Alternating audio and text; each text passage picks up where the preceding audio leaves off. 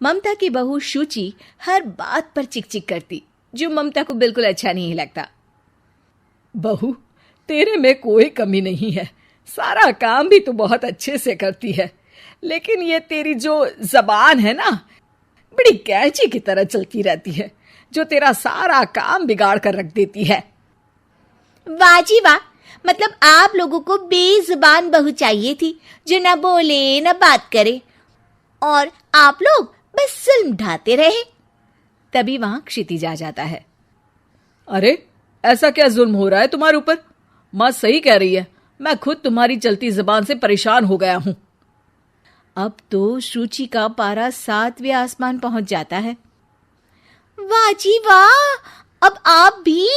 क्या नहीं किया मैंने आपके लिए, अपना सब कुछ दांव पर लगा दिया, लेकिन आप भी अपनी माँ की जबान बोलने लगे। अरे यार, कैसी बात बोल रही हो? माँ की जबान, बीवी की जबान? अरे मेरी तो कोई जुबान है ही नहीं जैसे। देखो शुचि, माँ से बुरा व्यवहार मैं पसंद नहीं करूंगा। अब क्या था, माँ के सामने अपनी हुकूमत कम होती देख शुचि को माँ से नफरत होने लगती है। अगले दिन शुचि माँ के कमरे में जाती है। माँ, ये लीजिए गर्म पानी। पानी रखकर वो चली जाती है, लेकिन जैसे ही माँ गरारा करने लगती है, हाय रे, मैं तो जल गई। अरे पानी इतना गर्म क्यों दिया शुचि? मेरा तो पूरा का पूरा मुंह ही जल गया। वाह, मजा आ गया। लग रहा है गर्म पानी ने अपना काम कर दिया। अब और लगो ना मेरे मुंह। शुचि, माँ के चिल्लाने की आवाज आ रही है, और तुम कैसी हो कि जाती भी नहीं, देखती भी नहीं कि माँ को क्या हो गया। आवाज तो आपको भी आ रही है, जा तो आप भी सकते हैं, लेकिन नहीं, शुचि ने तो जैसे सारे काम का कॉन्ट्रैक्ट साइन कर लिया है तुम्हारे परिवार से।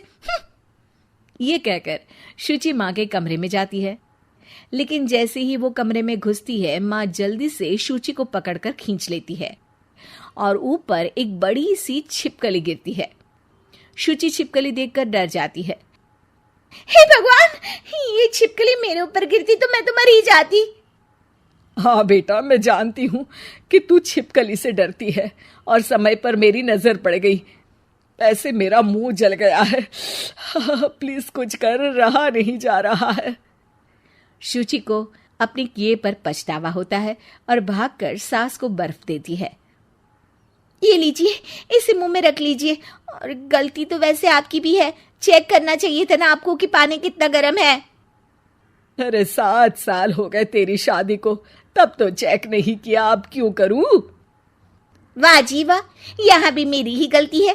अरे इंसान हूँ, मशीन नहीं जो हमेशा सही रहूं। अच्छा, आज मैं दोपहर में सहेल के घर जा रही हूँ, अब इसे बता देती हूँ।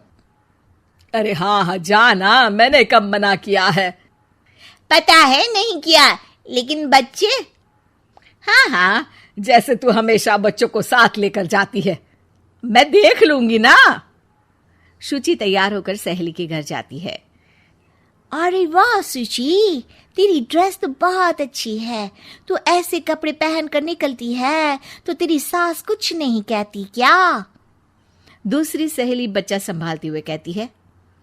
अरे सूची, सही है, तू एंजॉय भी कर लेती है लाइफ को, और बच्चा सास देख लेती है, तेरे तो मजे हैं भाई, मजे। अरे मजे कैसे, जब वो बोलती है ना तो बड़ा ही कड़वा बोलती है। रहने दे, अच्छा चल मैं जा रही हूँ, डिनर भी तो बनाना है ना। शुचि ये बोलकर वहां से चली जाती है। घर आकर देखती है कि माँ बच्चों के साथ खेल रही है। आ गई बेटा? आना ही था ना, खाना कौन बनाएगा? फिर रात होते ही सब चिल्लाने लगेंगे, खाना खाना, और फिर सबको मौका मिल जाएगा ना मुझे कहने का कि मैं सही हूं ही नहीं, खाना भी नहीं बनाती हूँ, और आप आप तो सबसे पहले बोलेंगी। अब सास को गुस्सा आ जाता है।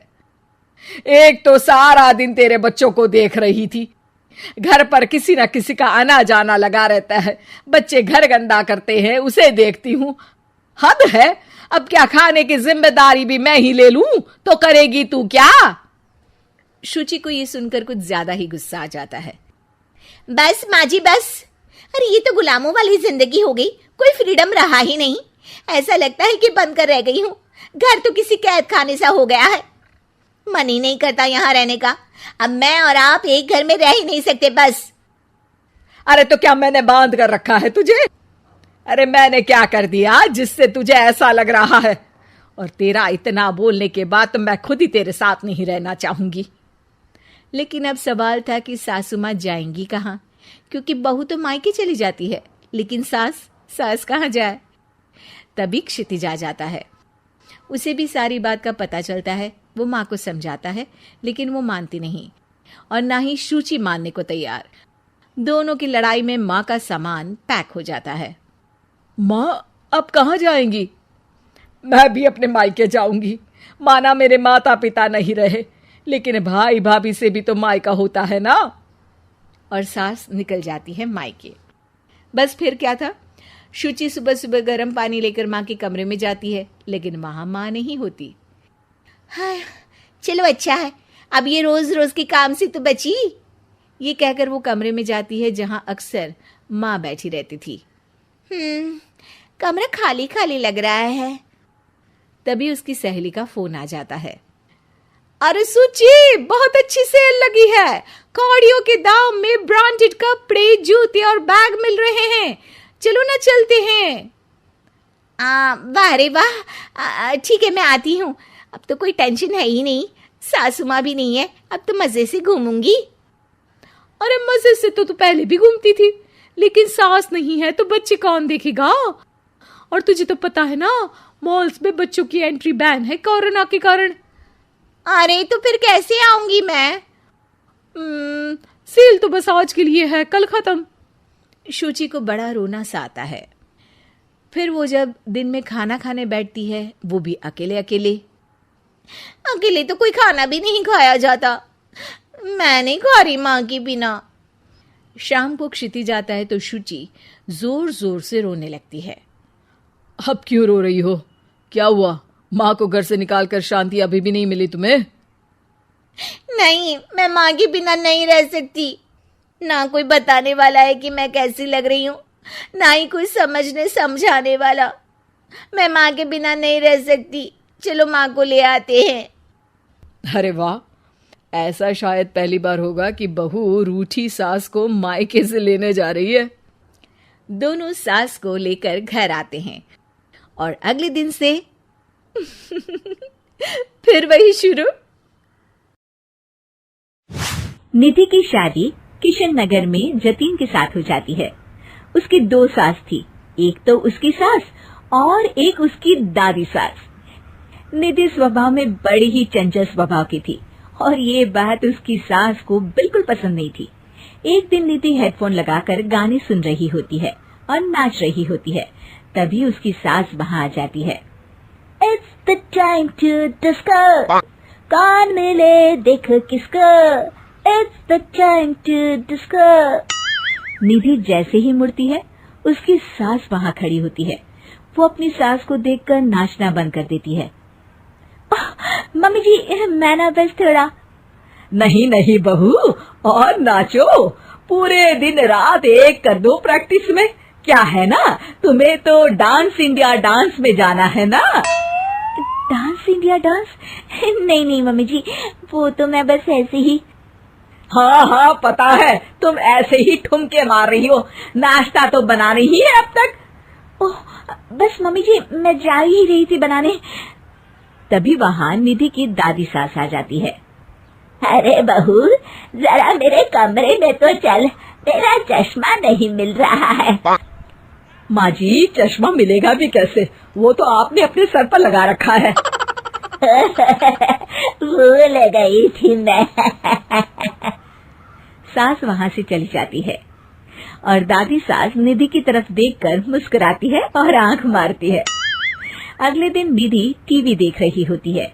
तभी वहाँ उसकी सास आती है और कहती है, बहू ये क्या, दिन भर टीवी के सामने अपनी आंखें खराब करती रहती है तू। मम्मी जी, वो कोई काम नहीं था तो मैंने सोचा कि टीवी ही देख लूं। अच्छा, काम नहीं था? कोई नहीं, रात में घर में कुछ रिश्तेदार आ रहे हैं, उनका खाना बनाना है। चलिए बहुरानी जी। हैं? कितने लोग आ रहे हैं मम्मी जी? यही कोई 10-12 लोग होंगे। अभी से ही लग जाओ काम पर, समझी? उनकी खातिरदारी में कोई कमी नहीं रहनी चाहिए। सास वहां से चली जाती है। बाप रे, 10-12 लोग, इतने लोगों का खाना, इतना खाना तो एक साथ मैंने कभी नहीं बनाया। निधि रसोई में जाती है और सब्जी काटना शुरू करती है। सब्जी काटते हुए काफी वक्त बीत जाता है। तभी उसकी सास आती है। ये क्या, अभी तक सब्जी ही काट रही है? अरे अभी तक तो सब्जी बन भी जानी चाहिए थी। जल्दी जल्दी हाथ चलाओ बहू, मैं जरा मार्केट जा रही हूँ। सास चली जाती है।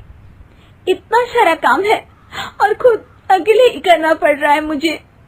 निधि सब्जी काटने के बाद आटा गूंदना शुरू करती है तो देखती है कि आटा खत्म हो गया है। आटे के पैकेट ऊपर वाले स्लैब में रखे हैं। उफ़, एक काम और बढ़ गया। निधि आटा निकालने के लिए स्टूल पर चढ़ती है और पैकेट उतारने लगती है। तभी उसका बैलेंस बिगड़ता है और सारा आटा उसके ऊपर गिरता है। हे भगवान, मर गई रे, ये तो सारा आटा ही गिर गया। अब क्या करूं? आज तो सासू माँ से बहुत डांट पड़ेगी। तभी उसकी दादी सास को रोने की आवाज आती है और वो रसोई की तरफ आ जाती हैं। देखती है कि निधि आटे में लथपथ जमीन पर बैठी है और पूरा आटा रसोई में बिखरा हुआ है। अरे बहू, ये क्या हालत बना रखी है तूने अपनी? मेहमानों के आने का वक्त हो गया है और रसोई की ऐसी हालत है। दादी सासू माँ, आज तो मुझे मम्मी जी घर से ही निकाल देंगे।